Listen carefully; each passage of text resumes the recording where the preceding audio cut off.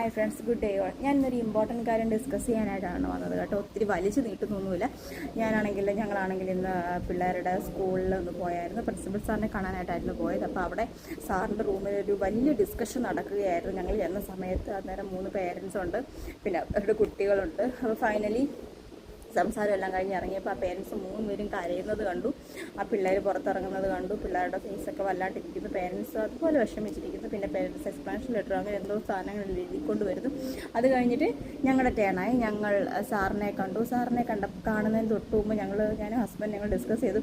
ചിലപ്പോൾ എന്തോ സീരിയസ് മാറ്റം ഡിസ്കസ് ചെയ്തായിരിക്കും. അപ്പം പ്രിൻസിപ്പൽ സാർ ഒത്തിരി ചിലപ്പോൾ ആംഗ്രി ആയിരിക്കും. അദ്ദേഹത്തിൻ്റെ മൂഡ് ചിലപ്പോൾ ഓക്കെ അല്ലായിരിക്കും. നമ്മളിപ്പോൾ തന്നെ സാറിനെ കാണുന്ന ഒരു കാര്യം സംസാരിക്കാൻ വേണ്ടിയായിരുന്നു പോയത്. നമ്മളവിടെ ചെന്നപ്പോഴത്തേക്ക് അദ്ദേഹം റിയലി കൂളായിരുന്നു. അദ്ദേഹം ചെന്നപ്പോഴേ നമ്മളോട് ആദ്യമേ പറഞ്ഞത് ഞങ്ങൾ കുറച്ച് നേരം വെയിറ്റ് ചെയ്തിരുന്നു. ഒരുപാട് കാര്യങ്ങൾ എനിക്കിവിടെ പ്രശ്നങ്ങളുണ്ട്, അതായത് ഫ്രം സ്റ്റുഡൻറ്റ് സൈഡ്.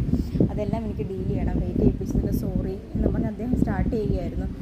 ഇന്ന് കഴിഞ്ഞ ദിവസത്തെ മനോരമപത്രത്തിൽ ഒരു ആർട്ടിക്കിൾ ഉണ്ടായിരുന്നു, റീഡ് ചെയ്തോ എന്നൊക്കെ ചോദിച്ചായിരുന്നു അദ്ദേഹം സ്റ്റാർട്ട് ചെയ്തത്. എന്താ കാര്യമെന്ന് വെച്ചാൽ, പണ്ടൊക്കെ നമ്മൾ സ്കൂള് വിട്ട് ചെന്നാൽ നമ്മളല്ല, നമ്മുടെ തൊട്ട് ബാക്കിലുള്ള ജനറേഷൻ സ്കൂൾ വിട്ട് ചെന്നാൽ പശുവിനെ തീറ്റിയും പശുവിന് പുല്ല് പറിക്കുകയും അതൊക്കെയായിരുന്നു അവരുടെ മെയിൻ ജോലീസ്. ആ ജോലി കഴിഞ്ഞിട്ട് പിന്നെ നമ്മളെപ്പോലെ ഇത്രയും അത്യാധുനിക സൗകര്യങ്ങളൊന്നും അവർക്ക് ഇല്ലായിരുന്നു. അവർ വിളക്കിൻ്റെ വെട്ടത്തിരുന്ന് ആയിരുന്നു അങ്ങനെ എന്തെങ്കിലുമൊക്കെ വായിക്കുകയൊക്കെ ചെയ്തുകൊണ്ടിരുന്നത്. നമ്മളെപ്പോലെ വലിയ ലൈറ്റും അങ്ങനത്തെ കാര്യങ്ങളൊന്നുമില്ല. നമ്മുടെ പിള്ളേർക്ക് ഇപ്പോൾ കറണ്ട് പോകുന്നതൊക്കെ എന്തുവാന്ന് പോലും അറിയത്തില്ല. അങ്ങനത്തെ ഒരു യുഗത്തിലാണ്, അതായത് ഓവർ പാമ്പറിങ്ങിലാണ് നമ്മളവരെ വളർത്തുന്നത്. അതിൻ്റേതായ എല്ലാ കുഴപ്പങ്ങളും അവർക്കുണ്ട്.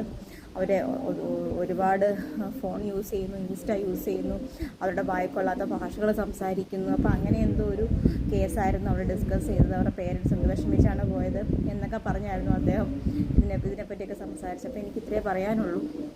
നമുക്കെപ്പോഴും ഈവൻ ഞാനാണെങ്കിൽ പോലും എനിക്കിവിടെ തന്നെ ഞാൻ കൊടുക്കുന്ന ഒരു ഉപദേശമാണ് നമ്മുടെ പിള്ളേരുടെ ഈ ഫോണിൻ്റെ ഉപയോഗം നമ്മൾ എപ്പോഴും നമ്മുടെ കൺട്രോളിലായിരിക്കണം. ഫോൺ കാണണ്ട, അവരും അഡ്വാൻസ്ഡ് ലൈഫ് തന്നെയാണ് അവർ പോകുന്നത്.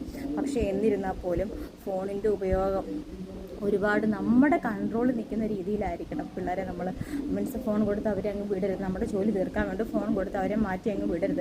മാക്സിമം നമ്മൾ കൺട്രോൾ ചെയ്യണം. കാരണം ആ പേരൻറ്റ് കരഞ്ഞപ്പം ഒരു നിമിഷം ഞാനാണെന്ന് ചിന്തിച്ചു പോയി. കാരണം ഇൻ കേസ് അവർക്ക് സ്കൂളിൽ നിന്ന് എന്തെങ്കിലും ഡിസ്മിസ് വല്ലതും അങ്ങനെ വല്ലതും കൊടുക്കുവാണെങ്കിൽ അവർക്കൊരു നല്ലൊരു ഗുഡ് സ്റ്റാൻഡിങ് സർട്ടിഫിക്കറ്റ് കിട്ടില്ല. അവർക്ക് വേറൊരു സ്കൂളിൽ ചെന്ന് ജോയിൻ ചെയ്യാനാണെങ്കിലും ഇപ്പോൾ തന്നെ അക്കാദമിക് ഇയർ ഹാഫ് ആയി. അപ്പോൾ അങ്ങനെയൊക്കെ ചിന്തിച്ചപ്പോൾ എനിക്ക് ഒത്തിരി എന്തോ ആ പേരൻസിൻ്റെ സൈഡ് ചിന്തിച്ചപ്പോൾ ഞാനാണ് എങ്കിൽ ഞാൻ എന്ത് ചെയ്യും എന്നൊക്കെ ഒരു ചിന്തയായിപ്പോയി. അതുകൊണ്ട് നമ്മുടെ കുട്ടികളെ നമ്മൾ തന്നെ സുരക്ഷിതരാക്കുക. ഓക്കെ.